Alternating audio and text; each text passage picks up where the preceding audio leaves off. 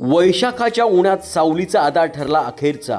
वैरागमध्ये वावटळीच्या दुर्घटनेत महिलेचा दुर्दैवी मृत्यू. वैशाख महिन्याच्या कडक उन्हात माणूस न कळत सावलीचा शोध घेत असतो.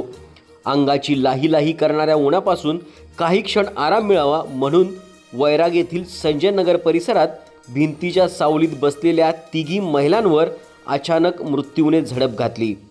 दुपारच्या सुमारास आलेल्या जोरदार वावटळीमुळे घरावरील कुंभाटीची रचना कोसळून विटांचा ढिगारा थेट महिलांच्या अंगावर पडला.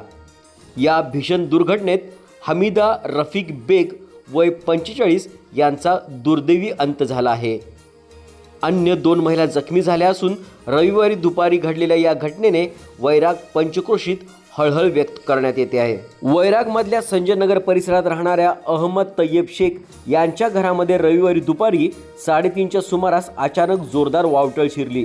उन्हाच्या तीव्र झळांमुळे परिसरातील काही महिला घराशेजारी पडलेल्या भिंतीच्या सावलीत बसल्या होत्या.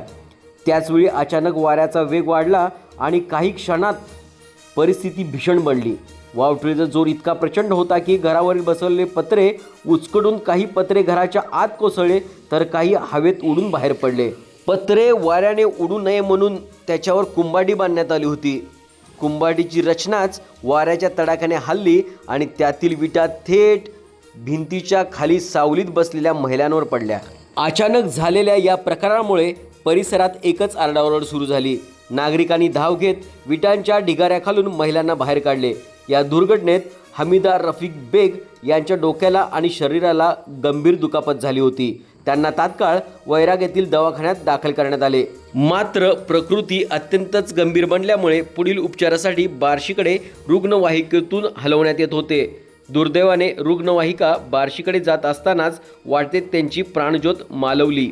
या घटनेत शमशाद बाबू शेख वय 49 आणि सजन बी महबूब बेग वय 75 या दोघी महिला देखील जखमी झाल्या आहेत. त्यांच्यावर उपचार सुरू असून अचानक झालेल्या या घटनेमुळे परिसरातील नागरिक हादरून गेले आहेत.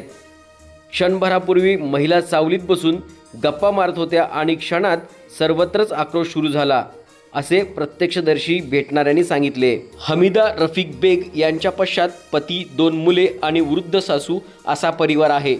कुटुंबातील आधारवड हरपल्याने संपूर्ण कुटुंबावर दुःखाचा डोंगर कोसळला आहे.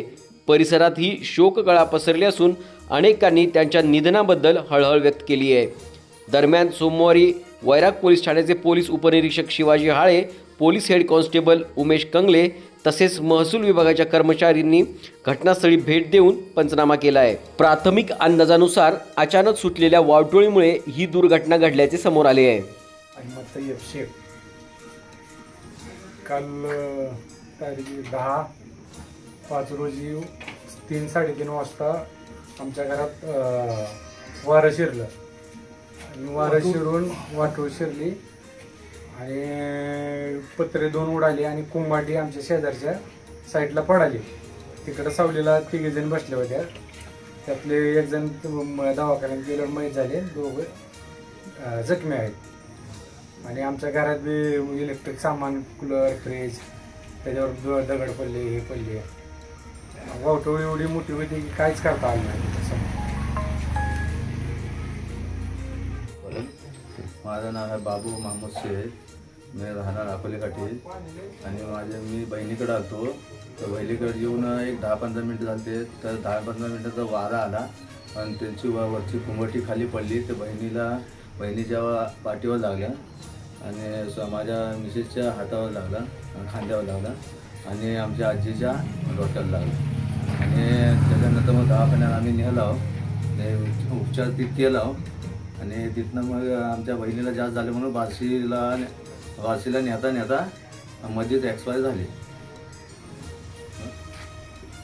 ठीक आहे.